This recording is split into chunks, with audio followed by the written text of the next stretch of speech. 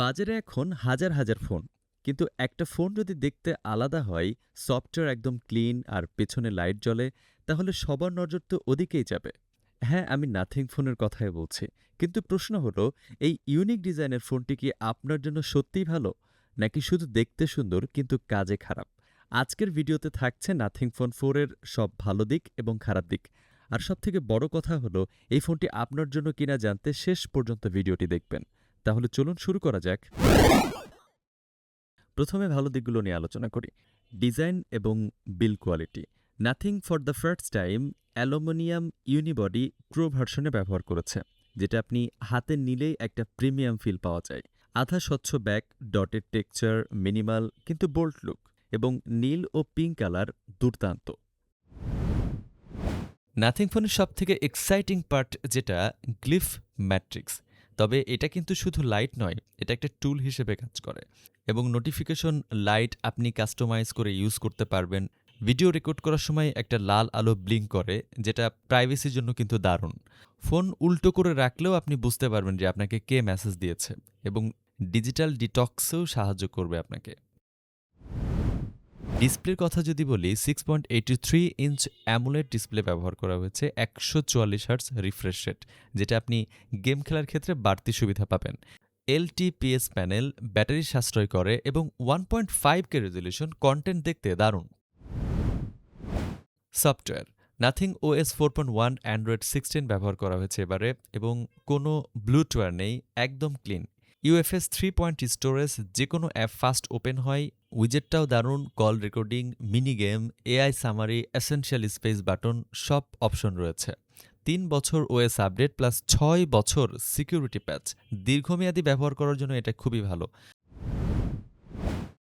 Performance এবং গেমিংয়ের কথা যদি বলি, স্ন্যাপড্রাগন 7S Gen 4 দৈনন্দিন ব্যবহারে একদম স্মুথ, কোনো ল্যাগ নেই। হাই অ্যান্ড চিপ ছাড়াও দারুণ রেসপন্সিভনেস। ক্যামেরা। প্রাইমারিতে ব্যবহার করা হয়েছে 50 মেগাপিক্সেল সনি LYT700C, ন্যাচারাল ও ব্যালেন্স ছবি দেয়। 50 megapixel 3.5x periscope telephoto, 7x lossless zoom, 14x পর্যন্ত যায়। এই সেগমেন্টে যেটা দারুণ, 32 মেগাপিক্সেল ফ্রন্ট ক্যামেরা, ভালো সেলফি ও ব্যাকলাইট হ্যান্ডেলিং। এবার আসি খারাপ দিকগুলো নিয়েই। বাংলাদেশে এটার দাম অনেক বেশি। ভারতে যেখানে ৩৯,০০০ রুপি, বাংলাদেশে আনঅফিসিয়ালি ৫৪,০০০ থেকে ৫৫,০০০ পড়ে যাবে। অফিসিয়ালি এলে আরও দাম বাড়তে পারে। দুর্বল প্রসেসর। যেখানে এই বাজেটে অন্যান্য কোম্পানি অনেক বেটার কিছু অফার করছে, সেখানে স্ন্যাপড্রাগন 7S Gen 4 খুবই হতাশাজনক। Ultra wide camera. ৮ মেগাপিক্সেল খেলনা আল্ট্রা ওয়াইড, যেটা রং ও প্রাইমারির সাথে একদম মেলে না। ডিটেল নেই, নয়েজ অনেক বেশি, আবার 8K ভিডিও সাপোর্টও নেই আল্ট্রা ওয়াইডে। ভিডিও কোয়ালিটি 8K 30 FPS পর্যন্ত, যেখানে 60 FPS নেই। টেলিফটো ভিডিওতে focus missing, jitter, exposure balance খারাপ, জুম করে ভিডিও তোলার সময় ফ্রেমটি স্থির থাকে না। ওয়্যারলেস চার্জিং নেই, যেখানে এই সেগমেন্টে অন্যান্য কোম্পানি অফার করছে। বক্সে চার্জারও নেই, আলাদা চার্জার মানে অতিরিক্ত টাকা খরচ। অফিসিয়ালি চার্জার নিলে আপনাকে এক্সট্রা ৩,০০০ টাকার উপরে গুনতে হবে। আইপি রেটিং খুব দুর্বল, ৫০ থেকে ৫৫,০০০ টাকার ফোনে যেখানে অন্যান্য কোম্পানি IP65, IP68 অফার করছে, সেখানে নাথিং IP64 ব্যবহার করেছে। ফিঙ্গারপ্রিন্ট। ফিঙ্গারপ্রিন্টের পজিশন এবার এত নিচে দেওয়া হয়েছে যে আপনি এক হাতে ইউজ করতে গেলে বেশ কষ্টসাধ্য। স্পিকার। নিচে স্পিকারটা বেশি লাউড, আবার উপরে স্পিকারটা নিচু, সো ব্যালেন্স ঠিক নেই। গ্লিফ ম্যাট্রিক্সের সীমাবদ্ধতা। নিজে নিজে কাস্টমাইজ করার সুযোগ নেই। প্রি-সেট অ্যানিমেশন যেগুলো আছে আপনি সেগুলোই ব্যবহার করতে পারবেন, এবং টাইমার অ্যানিমেশন ক্লক অ্যাপের সাথেও ইন্টিগ্রেট করে না।